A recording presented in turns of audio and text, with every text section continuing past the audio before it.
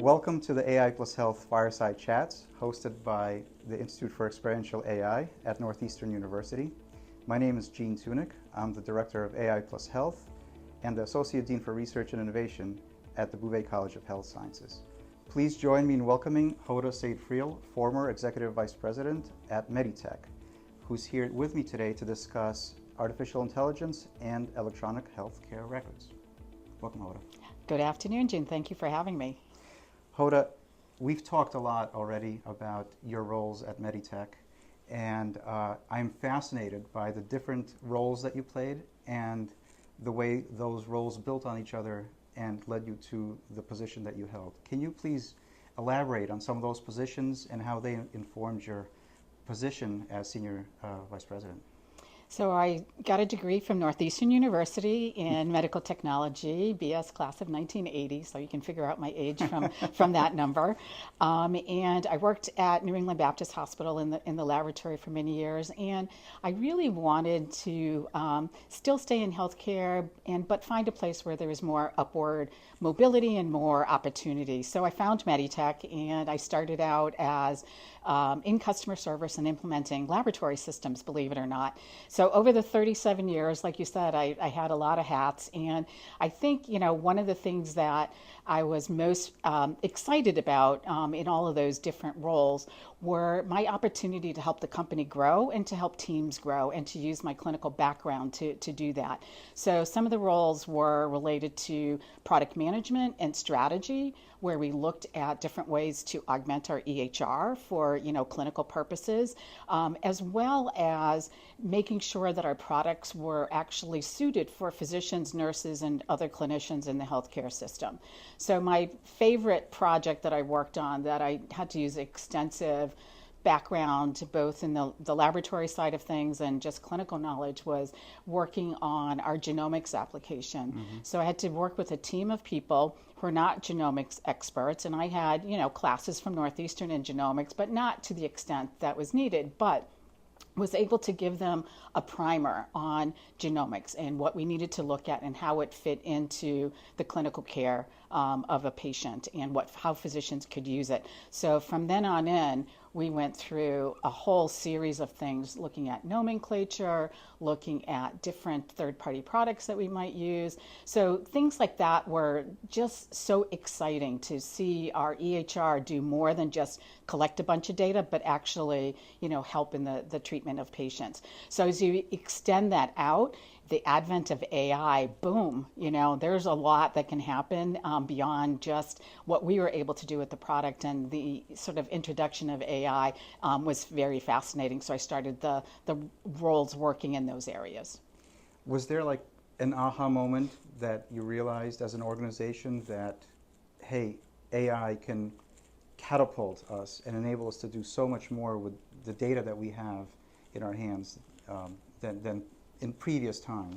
I don't know that we were confident that it could do that. Mm-hmm. So we talked to a lot of different vendors, Google and Microsoft, and looked at OpenAI, and we had to sort of pick a purpose of it and then sort of feel out what it could actually do. But we knew there was something there. We just didn't know at the time we were looking at it what all the possibilities were. But we knew we had to do something. So that was sort of key number one, which is we knew we had to do something with all of this rich data. So we looked at ways. A lot of our focus was on ways that it could lessen the burden on physicians and nurses. Mm-hmm. So that was our main purpose, because as you know, Jean, a lot of has been written about the burden of EHRs on clinicians. So we said, you know what, let's see if we can lessen that burden on clinicians and reduce the burnout that's being talked about in that space. So we went out to focus particularly on that area. That's fascinating. So, and that is a huge problem across all of the clinical fields, right? And compounded now by the dearth of clinicians across pretty much all of the specialties. So when you guys adopted AI for lessening the burden, and I presume that you're talking about some of the documentation applications, were you guys able to evaluate its efficacy or outcomes? Did it in fact help? Yeah, so we actually went from doing some pilots with Google. So that was the first AI tool that we decided to partner with. And we went from pilot to actual rollout. And so we have customers like at Major Hospital actually using it on a routine basis. And then we have other folks at Frederick Hospital in Maryland that are going to be using it on a routine basis. So not only did we sort of ramp it up, do the testing, do all of that, but it's in operation. And some of the things that we found were more than just physicians and nurses were using it. So other people in the healthcare system, as you described, were actually starting to use it, and they found a way to actually incorporate it in their work. So the response was has been great. So the key now is to do wider scale adoption. So I can't say that it's a quick and easy thing to roll out. You have to have willing participants. You have to look at the scaling of it is something to contend with, and then the cost factors also. Yeah. What were some of the challenges that you guys had to overcome in the rollout of all of that? So basically, the main challenges related to balancing medical nomenclature with regular natural language. So those were the things, and the accuracy of that. We also had to test out, Google's transparency as to how did you train your AI, what was used in the background, because we were really a little suspicious. And remember, probably still today, and even in the early days, which was only last year, right? The early days, there was a lot being discussed about hallucinations and those types of things. So we had to do a lot of testing in that area and learn about the tool a lot more than just, taking it out of the box and using it. Yeah. Not only so that the end users are comfortable with it, but that you as an organization rolling it out are comfortable with it. Right, because we could be liable for it. Right. Anything that you do in healthcare, I think part of what makes healthcare different than retail, for example, is there's a patient on the other end of this equation. So you do something wrong, it's magnified, and patients are affected. So you have to be judicious, careful, and cautious as you roll out these new tools. So you raised the issue of trust and transparency with regard to these algorithms. As it pertains to EHRs, what is the perception on the clinician's side when they're using it, and clinical decisions have to be made based on the outputs of all of these models? Yeah. Is there a vetting process? Is there a rubber stamping that this recommend? Because it all becomes part of the EHR now. So, like many things in healthcare, when you roll out any IT, this is not really different than any other IT, although it's newer, right? So typically we recommend a governance process over the whole thing. And part of the governance process is testing it, finding out again, like I said, how was it trained?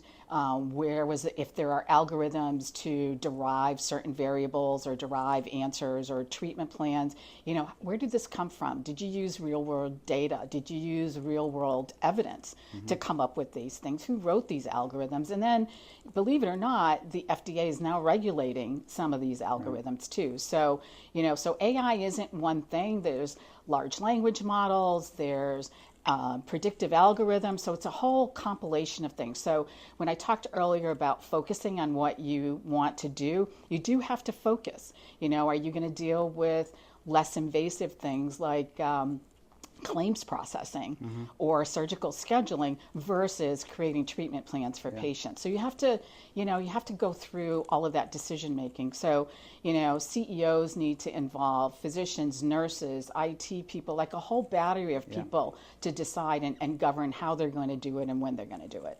Yeah, it seems those back office operations are sort of less popular in the public eye, but probably just as, if not more, critical in keeping the operation going. Absolutely. So, everyone complains about healthcare costs, but people don't understand the administrative costs in healthcare. Right. claims processing doesn't sound like much, but it is absolutely, it's huge. Coding and abstracting data is huge. Dealing with no-shows and inefficiency and using your surgical suites is huge. Readmissions are huge. So, I think, part of what healthcare needs to do is balance both things. Work on both the administrative burden part of it and just operations, and then also and the health outcomes, and then health outcomes maybe a little bit later, only for it to mature. So there's a lot of stuff that you can do now, and there's stuff that you should wait for a little bit longer for. Do you think that where we're at, the state of AI in EHR operations, let's say, as it is now, is further ahead in one domain than the other in terms of operations versus health outcomes? Yeah, I think it's actually further ahead in the operations side of things. They're a little bit more black and white. And if you think about making a diagnosis, for example, in order to make a diagnosis, it isn't just look at A, B, and C. You're looking at data that's in free text form, that's in codified form, that's in image form, that's in voice form, that's in wearable form, that's in all these different pieces. So until recently with Google Gemini and OpenAI with Chat GPT-4,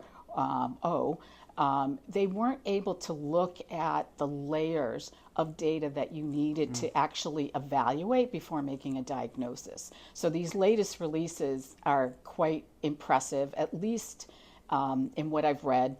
And so I've not witnessed them, so I'm not putting a seal of approval on anything because I've not witnessed this yet.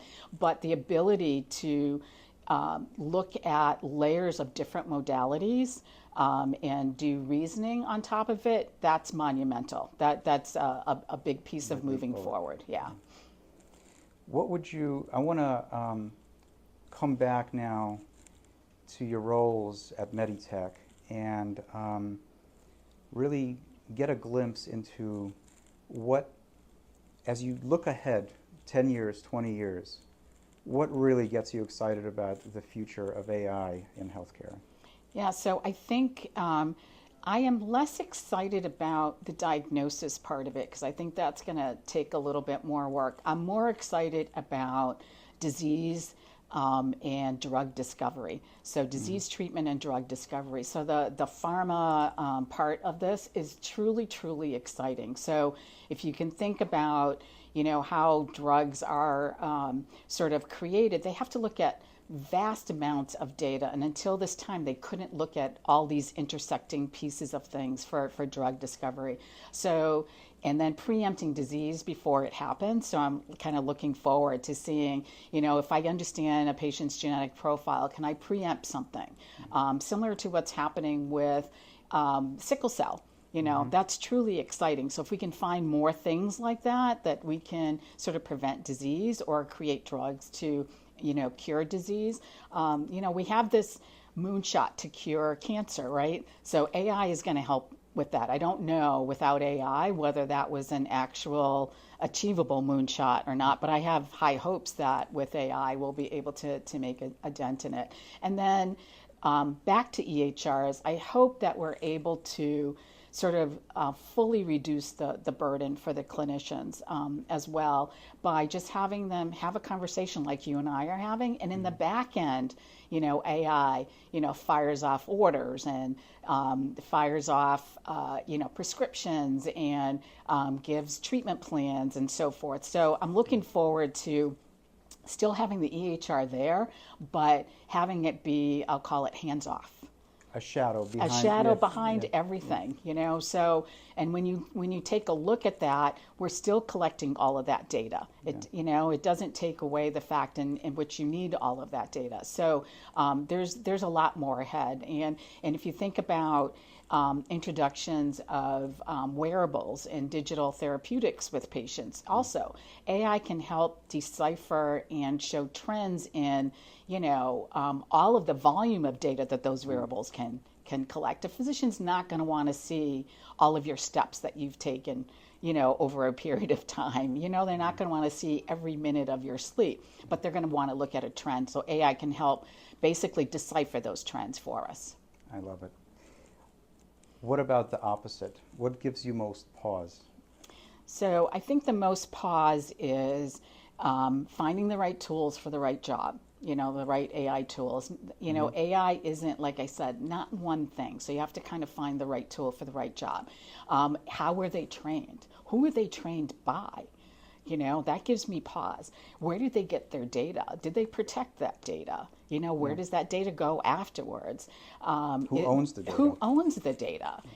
So in my eyes, a patient owns the data. Did they give you permission to use that data? Yeah. Just like, did they give you permission to scan in every, Times article, New York Times article? Did they give you permission? No, they're being sued to do that. So there's all of those things there. So I'm more cautious about sort of the tools and how they were trained and what you expect out of them.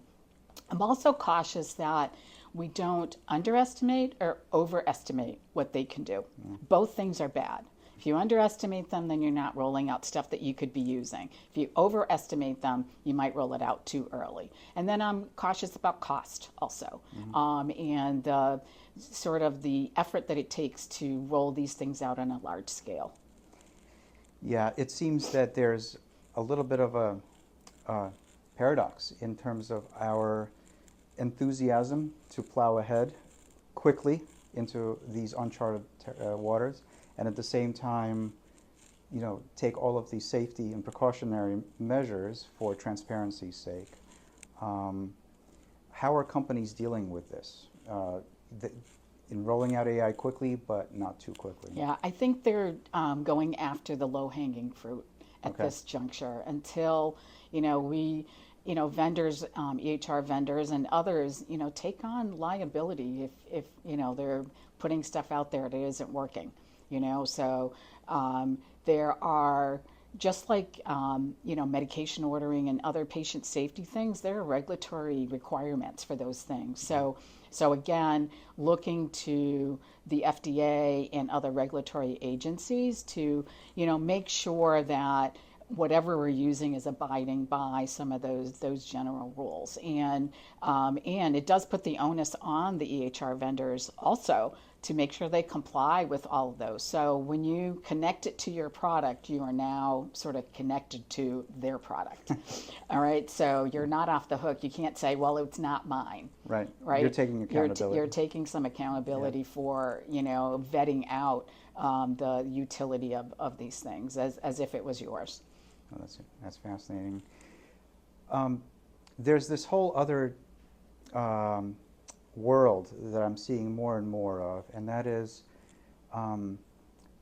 the developers of AI algorithms who are highly skilled in computational approaches. The clinicians who are the end users of these, and even the patients who might be using these as consumers, are not.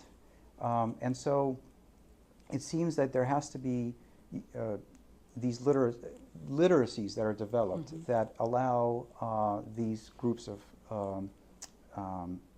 equally important stakeholders to work together. So what do you tell developers of AI as they're working to create new models, as they're going through new data for training the models? What do you tell them to be mindful of in the applications that they're building? So the first thing you tell them is there's a patient at the other end of this. That's who they might never see. Who they might never see, but it might be their mother that's at the other end of this. So, you kind of have to caution them on that first. The other thing is don't make stuff up. Like, use real world data. I'm going to harp on that forever, but you have to use that. You have to use real world evidence in doing this, and involve patients and involve clinicians as well in this. Have them be the first ones to look at, the derived answers from anything that you're doing. So human brain power is still human brain power. So I think not using them would be a big mistake. So you might have a great idea, because you think, A plus B equals C, but it may not equal C, especially in healthcare. So healthcare is it's such a different animal than, The stakes are so much higher, aren't they? than even engineering, So building a building is very different than treating a patient. Let me switch it to the other side. What do you tell the clinicians who are end users of these in terms of their interactions with the developers? Yeah, so be cautious, ask questions, test, question, and again, understand how something was built. You don't need the sort of the code understanding, but you need to understand sort of the logic of what was created and why, and what variables went into the equation. Like the FDA right now, for any clinical decision support, whether it's AI or anything else, you are required as an EHR vendor to show your derivation of your algorithm. So if someone wants to know how did you come up with this answer or this alert, that they can actually take a look at it. So it's the same thing. Yeah, so the message is that both groups have to develop literacies in the other's camps enough to be able to question, and ask, don't assume anything. So Hoda, one of the interesting healthcare segments are physicians-owned practices that are not necessarily affiliated with large behemoth healthcare organizations.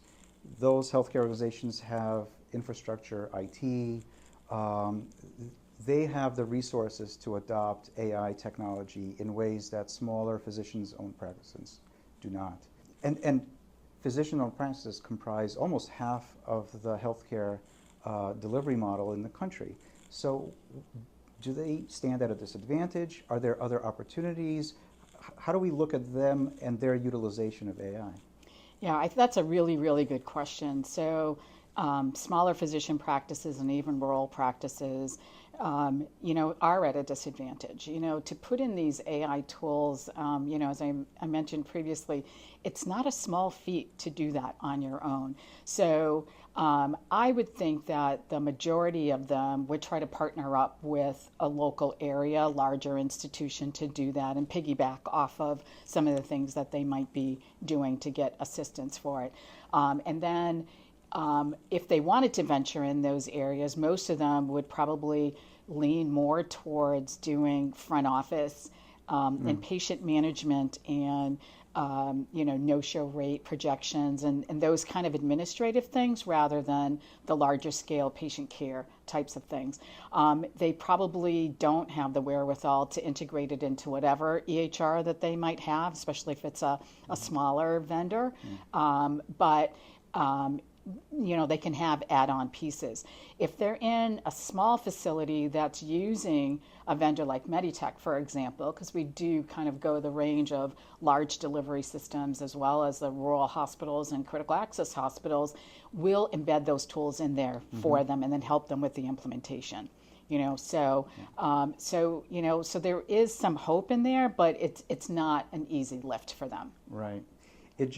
It also seems like a really big opportunity because a lot of these practices that are, like you said, in rural areas, the data that they're collecting on patients is a completely unique segment of the population as opposed to large organizations that might be in major cities. So having that data also be contributing to the development of AI algorithms and training seems like an important thing. Yeah, and I think that's very well said. I think some of the latest efforts for interoperability, so if they do have an EHR, if it's a small practice and they do have an EHR and collecting money from Medicare CMS for having that EHR, then they're required to ship their data through, health information exchanges, through, up and coming TEFCA and QHIN regulations as well. So I think their data will be contributed, but maybe not at the same volumes. But I think that the whole movement of interoperability will help ease that and get that data. Yeah. So, Jean, you've asked me a lot of questions. I'm going to ask you a question. What's Northeastern doing to increase or improve, AI literacy across all the disciplines? Yeah, thanks for asking it. So we see this as a huge priority and opportunity. This requires a really different approach from your traditional core AI computer science classes that you see across the country. We're really developing curriculum tailored to the clinician and upskilling of the current professional. And so the classes that we're developing are really tailored to providing a different level of competencies in what AI is, what's under the hood of it, without getting into the level of detail that you would find in a computer science program, but enough to make these individuals just dangerous enough so that they can talk to the AI developers, explain things to patients, and be strategic and deliberate about using these intelligently, safely for clinical decision support. So the classes are really tailored around fundamentals and then project case studies in taking what is existing out there and then kind of taking the radio apart, seeing what's under the hood, and evaluating it based on what they've learned earlier in the semester. That's fantastic. I did one thing with AI just to see what it came out with and what it would do. So I put in into GPT, I put in the patient's problems and asked it to create a nursing care plan and wanted to see, what it came out with. Yeah. I will tell you, it did a really good job. I was surprised. I was thinking I was going to get some generic flavor of something, but it did a really good job. And so the reason why I mention this is, you want to make sure that your nurses who are graduating, right, Bouvé nurses graduating, they're going to be met with this as soon as they graduate. It isn't pie in the sky. The EHR vendors that are providing these systems are going to have those things built in. So they kind of need to understand what to trust and what not to trust, understand the literacy, like you said. Right. Yeah, we want the students to grow up with these approaches as early as possible through their curricular programs. The other interesting dimension here is the curriculum is already approved by accreditation bodies. So the tricky part is we want to weave this into the curriculum, but doing so in an already packed and approved schedule requires a little bit of finessing in how we go about that. So these are kind of new waters that we're exploring right now, but I think it's an absolute must. And then to your point earlier, the current professionals that are out there, they are aware of it, but they don't really know what they don't know. And so we're looking to create content for that audience as well as professional development CE type of opportunities for them. And they're interested. They're genuinely interested in learning about this, which in my conversations with leadership at healthcare organizations goes a long way to reducing burnout as well, because they're doing something entirely new. No, that's great. I think it's fantastic. Hoda, thank you so much for spending the day with us. I learned a great deal. I really enjoyed our conversation. Thank you for having me, and we should do this again, Jean. I'm looking forward to it. Thank you. Thank you for joining us for this AI Plus Health Fireside Chat series. If you're interested in learning more about AI Plus Health and the Institute for Experiential AI, please visit our website.